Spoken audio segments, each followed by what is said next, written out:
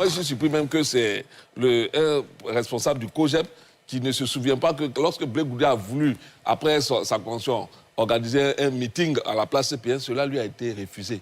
Vous voyez-vous, on peut tout reprocher à l'opposition, mais ce n'est pas son refus de mobiliser ses militants qu'on peut lui reprocher. Aujourd'hui, dans l'atmosphère dans laquelle le parti au pouvoir a mis l'opposition, souvent j'écoute Bateau et puis je dis, ben attendez, vous oubliez que cette opposition-là, son attitude, sa responsabilité, contrairement à ce qu'on a connu par le passé, vraiment, je crois que ça doit être salué. Il faut saluer la maturité de l'opposition aujourd'hui. Et c'est ce qu'on oublie souvent. C'est pourquoi j'aimerais un peu appeler cette communauté internationale. Comme Arthur disait la dernière fois, il disait tout à l'heure qu'en son temps, on a appelé la communauté internationale pour certifier. Je voudrais encore les appeler à venir observer de près ce processus électoral-là. Parce qu'aujourd'hui, on est arrivé à un niveau où le pouvoir est sourd aux appels de l'opposition.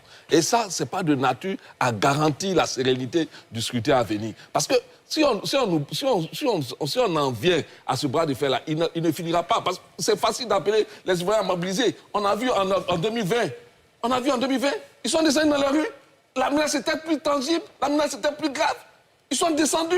On a eu malheureusement... C'était pas le même type de protestation. Non, s'il te plaît. Non, c'est pas le même type de protestation, mais c'est l'opposition qui a appelé. Ils étaient dans la rue pour renverser le régime. S'il te plaît, c'est toi qui le dis. Ça, c'est que tu engages toi seul. Ils n'ont pas dit qu'ils voulaient renverser le régime. Ils étaient allés pour danser. Non, s'il te plaît. Alors, s'il vous plaît, pour dire que...